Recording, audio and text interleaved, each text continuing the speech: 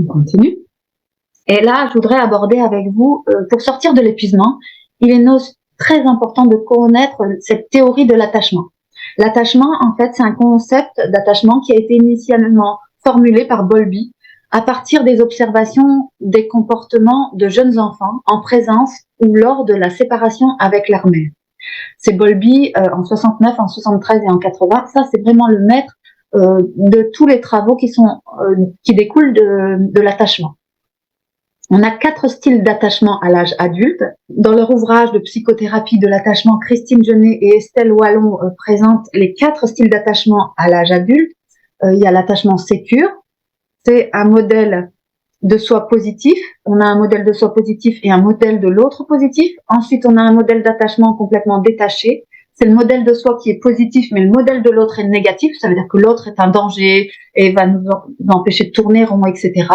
Ensuite, on a un modèle d'attachement préoccupé. On se sent négatif, on est négatif par rapport à soi, donc on n'a pas d'amour de soi, en fait, c'est ça.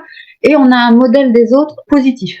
Ça, c'est le préoccupé. Et le dernier attachement est le craintif, c'est un modèle de soi négatif et un modèle de l'autre négatif. La réponse à la menace et au stress est au cœur de la théorie de l'attachement. C'est la réponse à la menace et au stress. Il existe un lien entre l'attachement et la santé mentale. Alors pourquoi on va identifier son propre style d'attachement afin de gagner en qualité de vie, de communication, de relation aux autres? On va gagner en qualité de vie, dans sa communication, avec sa relation aux autres, dans son couple, en gestion émotionnelle, en résistance au stress, à la meilleure santé physique et mentale pour tout. On a remarqué aussi que les stratégies activées en cas de détresse par une personne ayant un attachement sécure, donc un modèle de soi positif et un modèle de l'autre positif, ça peut constituer un facteur de protection face aux grandes difficultés de la vie. Mais c'est pas synonyme d'invincibilité. Ça veut dire qu'on aura aussi des personnes avec des modèles d'attachement très insécures qui vont arriver à sortir de ces tourments de la vie parce que justement elles sont complètement détachées de façon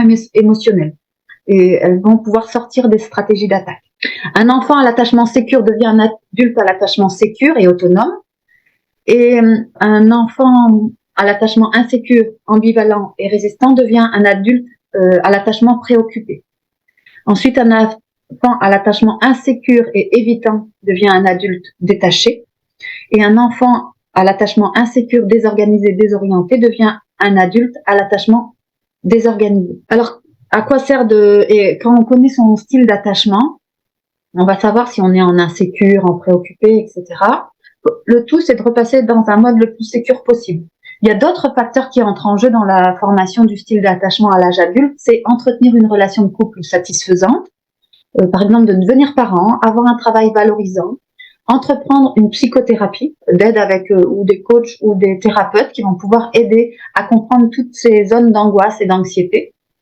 Ensuite, se révolter contre les maltraitances passées. On peut penser à des enfants qui ont été maltraités dans leur enfance, des attouchements, etc. Donc, elles peuvent se révolter et ça va les faire remonter dans un mode sécure. Vieillir aussi, s'apaiser et aussi vivre tout événement qui permet de prendre de la distance par rapport aux expériences du passé et favoriser la résilience. La résilience, c'est vraiment cette remontée de la courbe. C'est Boris Cyrulnik qui a beaucoup parlé de ça. On continue. Alors, après ça, je vais vous montrer un tableau qui est très bien fait de Christine Genet et Estelle Wallon qu'on retrouve. Et elles vont noter les styles d'attachement et comment elles influencent la vie dans de nombreux domaines. Alors, les réactions face au stress, à la perte, à la représentation de la relation d'aide, mais aussi au développement de l'empathie, de la relation de couple, par exemple, de la parentalité, de vieillissement, la santé physique et mentale et l'adaptabilité à l'insertion sociale.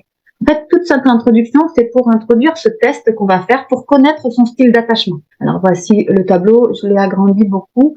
On va passer, si vous êtes d'accord, je vais passer vite fait sur le tableau. C'est un tableau qui nous permet de voir les réactions au stress, les réactions face à la perte, les réactions d'aide et d'empathie, les relations de couple, la parentalité. Par exemple, dans un couple sécure, le modèle de soi et des autres est positif. Dans la relation de couple, elle est dans une relation de couple dans la réciprocité, les désaccords ne sont pas perçus comme menaçants. Dans une relation de couple détachée, le modèle de soi positif et le modèle des autres négatif, on a tendance à garder les distances et à contrôler les émotions et celles des autres. On a des difficultés à répondre aux besoins de soutien du partenaire. Alors, pour le mode préoccupé, on a une peur de l'abandon et le besoin d'être rassuré au risque de devenir jaloux et excessif. Ensuite, dans la dernière partie, craintif, c'est une souffrance et confusion vécue dans l'enfance, réactivée, qui va créer des conflits fréquents, pouvant aller jusque la violence.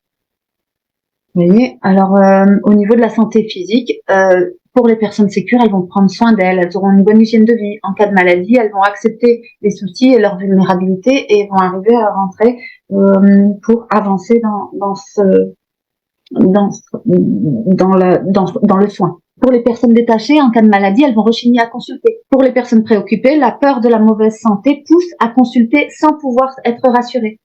Et ensuite, dans la dernière partie, pour la santé physique, eh bien les derniers, pour les craintifs, ils ont une espérance de vie moins longue que celle des adultes présentant un autre style d'attachement. Pour la santé mentale, il y a plus de risques de fonctionnement, de non-résistance au stress, par exemple. Et c'est quelque chose qui est important, et c'est pour ça que je propose ce soir le style d'attachement, pour pouvoir faire ce test, pour être aimé et pour se connaître, et surtout pour changer, pour aller vers un style d'attachement sécure, pour plus être dépendant, être en dépendance affective, avoir peur tout le temps d'être abandonné par l'autre et dépendre complètement de l'autre, ce qui fait qu'il étouffe. L'autre est complètement comme le premier veut absolument alpaguer le deuxième parce qu'il manque et il est dans l'insécurité, il va quelque part tuer dans l'œuf la première personne nue. On va faire le test si vous voulez bien.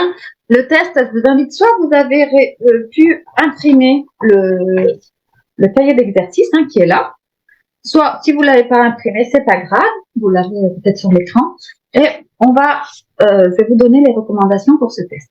À chaque item que je vais nommer, il y aura une lettre associée, A, B ou C. Si l'item, par exemple, l'item numéro 1, je vais donner un exemple. Je suis souvent inquiet ou inquiète à l'idée que mon ou ma partenaire cesse de m'aimer. Si c'est vrai pour vous, vous allez noter A sur votre feuille. Si c'est pas vrai, vous ne notez pas. D'accord? À chaque item où c'est vrai, vous notez la lettre. Ça va pour vous? On y va. On continue. Donc, première question. 1. On peut noter le chiffre 1 comme ça dans la liste des questions. Après, vous allez pouvoir retrouver les items à travailler. 1. Donc, 1. Question numéro 1 de ce test, il y aura 41 questions. Je suis souvent inquiète à l'idée que ma partenaire cesse de m'aimer. Si c'est vrai pour vous, vous notez A. 2. Je trouve facile et naturel de montrer mon affection à mon ou ma partenaire.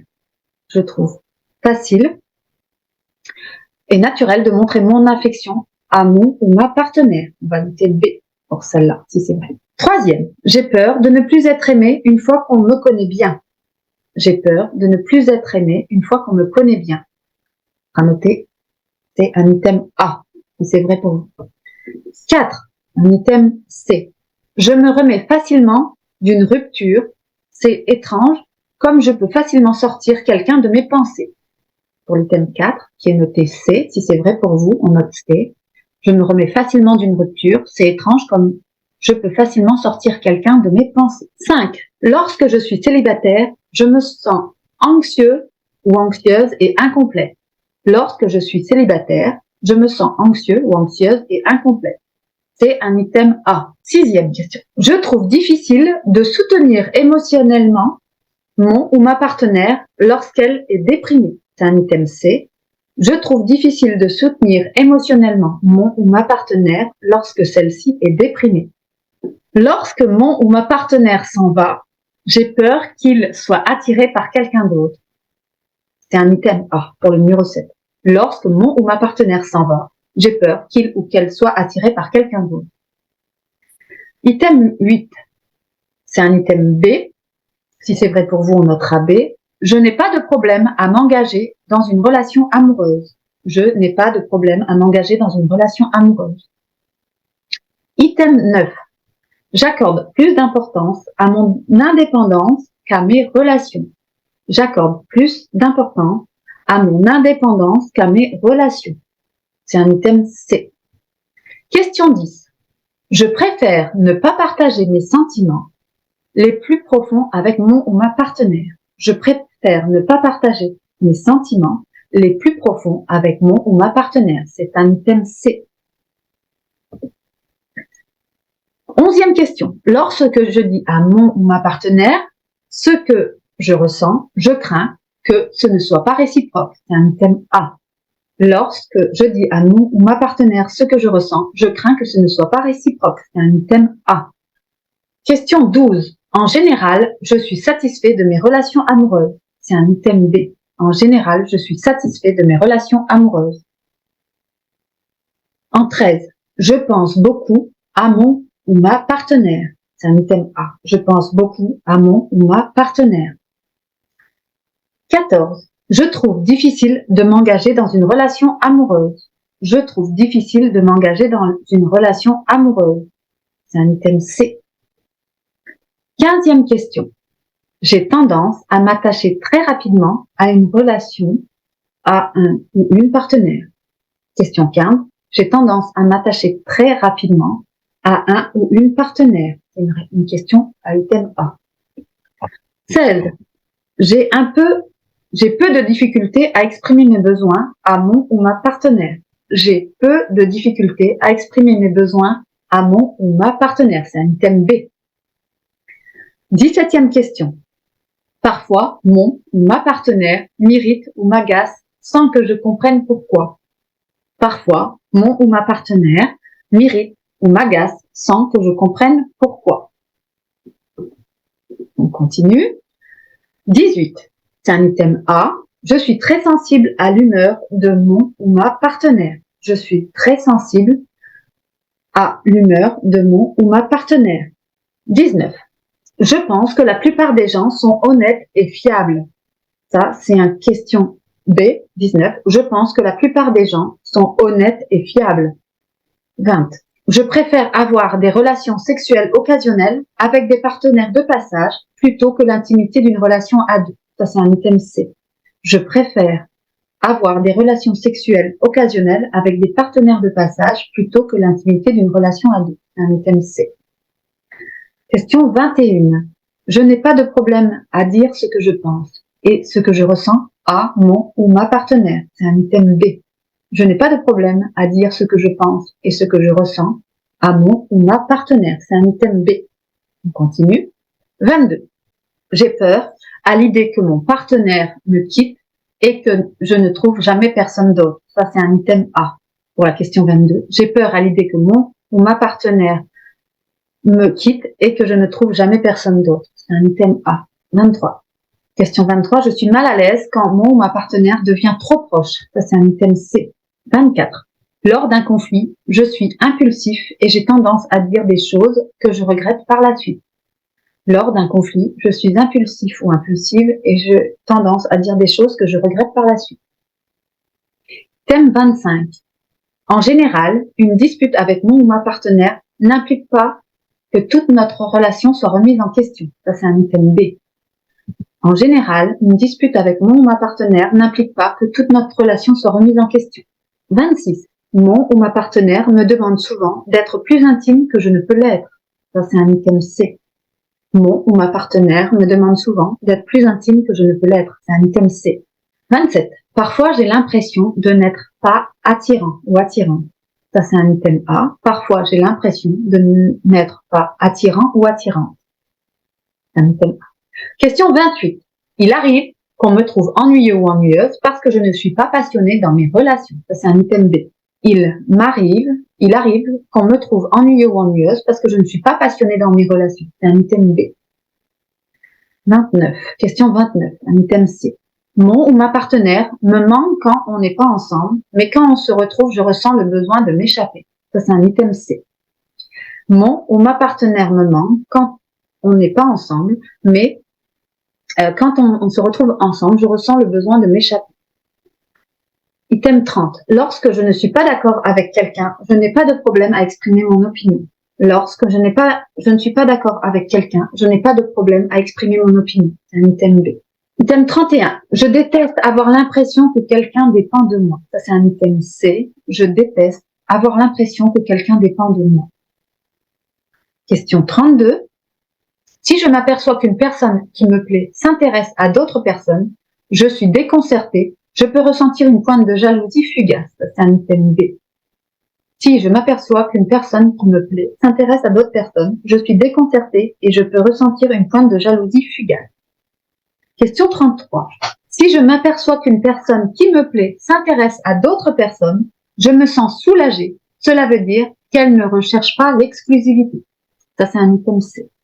Si je m'aperçois qu'une personne qui me plaît s'intéresse à d'autres personnes, je me sens soulagée. Cela veut dire qu'elle ne recherche pas d'exclusivité.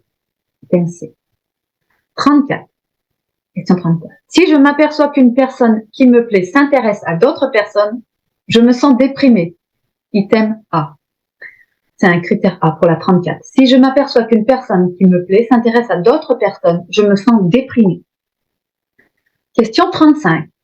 Si je m'aperçois que la personne avec qui je sors devient froide et distante, je me demande ce qui se passe, mais je sais que ça n'a rien à voir avec moi. C'est un item B. Si je m'aperçois que la personne avec qui je sors devient froide et distante, je me demande ce qui se passe, mais je sais que ça n'a rien à voir avec moi. Si, à la 36, un item C, si je m'aperçois que la personne avec qui je sors devient froide et distante, je suis indifférente, je pourrais même me sentir soulagée. Si je m'aperçois que la personne avec qui je sors devient froide et distante, je suis indifférente, je pourrais même me sentir soulagée. Item C. Question 37.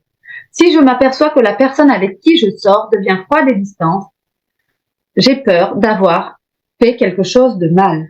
Si je m'aperçois que la personne avec qui je sors devient froide et distante, j'ai peur d'avoir fait quelque chose de mal. Item A. 38.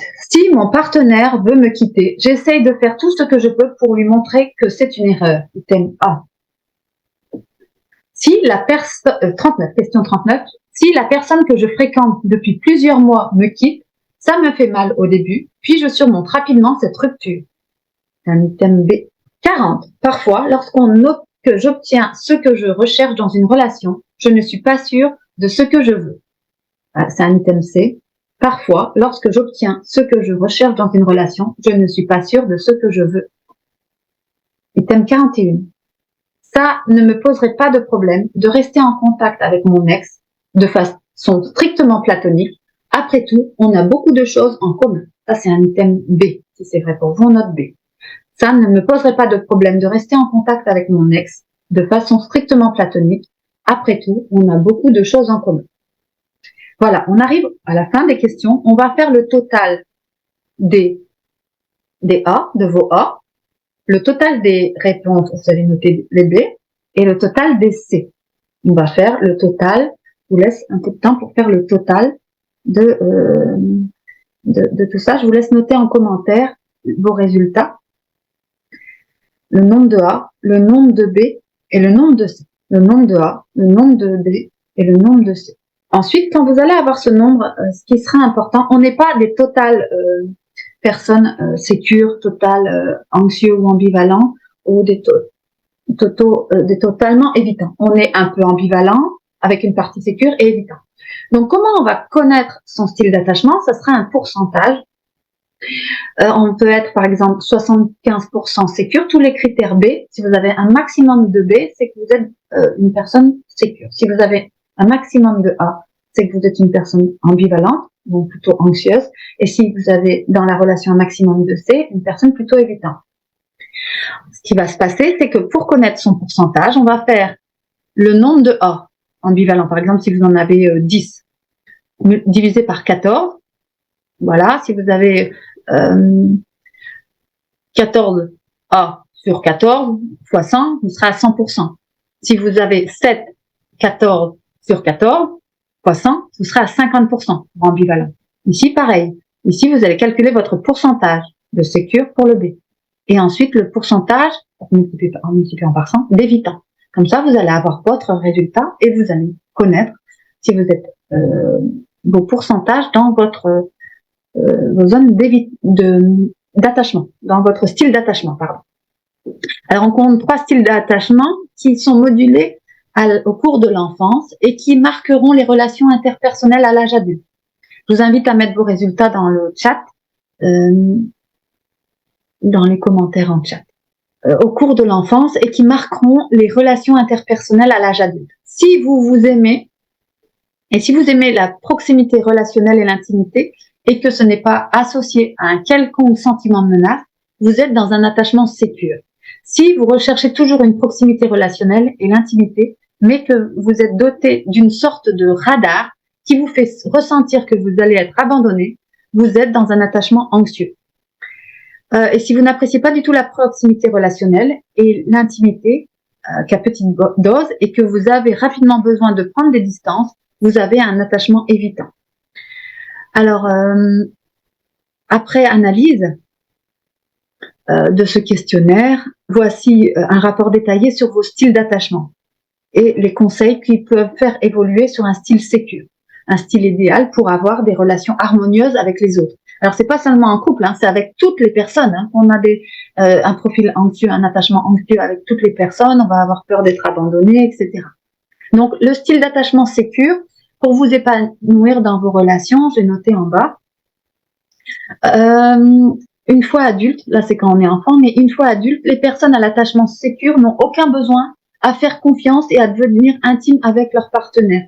N'ont aucun problème, pardon. Aucun besoin, c'est pas du tout ça. Aucun problème. Ils sont à l'écoute de leurs propres besoins, tout en étant sensibles à ceux des autres. Donc, une fois adultes, les personnes à l'attachement sécure n'ont aucun problème à faire confiance et à devenir intimes avec leur partenaire et sont à l'écoute de leurs propres besoins, tout en étant sensibles à ceux des autres. Ça, c'est les personnes sécures. Les personnes anxieuses, au style d'attachement anxieux et ambivalent, une fois adultes, les personnes à l'attachement anxieux ont tendance à vivre des relations empreintes d'anxiété et de frustration. Elles ont peur d'être abandonnées et pour contrer cette anxiété, elles peuvent avoir tendance à chercher à contrôler la relation et ou à se soumettre à leur partenaire. Elles vont toujours être soit dans le contrôle, avoir une autorité, une emprise, soit vouloir se soumettre. Plus le pourcentage est faible, plus votre style d'attachement, pour le chiffre, pour les A, et va être maîtrisé. Si le pourcentage est fort, votre style anxieux est intense. Et ensuite, pour le style d'attachement évitant, une fois adultes, les évitants mettent souvent en avant leurs besoins d'autonomie, ont besoin de leur bulle, à distance de leur partenaire ou de leur famille. Elles ont tendance à éviter l'intimité et présentent une certaine indifférence à l'égard de leurs besoins. Il est en effet possible d'acquérir un attachement sécure à l'âge adulte, malgré les difficultés qu'on a pu rencontrer dans sa vie, dans son enfance, les stress post-traumatiques ou le fait que l'histoire de famille ou enfant ne soit pas nourrissante. Et ainsi qu'en couple, ça peut s'acquérir en 2 à 4 ans, le style d'attachement sécure. Malheureusement, c'est souvent l'inverse qui se produit. Les styles relationnels insécures ont tendance à s'attirer et à se renforcer mutuellement. Et la personne, au lieu d'arriver à avancer et à monter vers le sécure, elle va plutôt tirer vers le bas l'autre personne. Et c'est pour ça qu'il y a souvent des dysfonctionnements. Et comprendre ça, c'est important pour pouvoir s'en libérer et avancer, bien sûr. Ou alors en faire part à l'autre pour qu'il puisse aussi travailler et que chaque part puisse travailler sur soi. On est vraiment, pour que ça puisse fonctionner, c'est du 100%, chacun doit travailler pour soi sur son amour de soi et de se sentir sécure. De se dire, c'est bon, l'autre, quand il va quelque part, c'est pas pour ça que je vais être abandonné. C'est à soi-même de le travailler. C'est pas à l'autre d'être tout le temps dans la réassurance. Ça, non. Sinon, c'est épuisant pour l'autre. S'il n'y a pas une réelle confiance, une réelle complicité, c'est pas possible. Alors ensuite, je vais passer au thème suivant. Ça va pour vous pour les styles d'attachement? Alors c'était une grosse partie qui est importante de comprendre que ce style d'attachement, il maîtrise tout. Je coach actuellement une étudiante qui est en école de psychologie et elle est en master 1. Elle a eu de très très bons résultats. Elle s'appelle Sarah et elle a eu, allez, je le dis, elle a eu 14,976 à sa moyenne trimestrielle. Enfin, assez partielle, on dit les partiels, et elle était très fière de ça. Et le sujet qu'elle va traiter, c'est l'attachement et le style d'attachement et le handicap. Et avec une notion autour des émotions. Donc, c'est des choses très importantes et qui sont vraiment les bases travaillées quand on rencontre des psychologues, etc. Et ils mesurent aussi notre style d'attachement. quand on est suivi en psychologie ou en psychothérapie, si on est plutôt, ils savent analyser notre style d'attachement, et c'est important aussi que nous, on sache analyser notre style d'attachement pour pouvoir aller vers le sécu.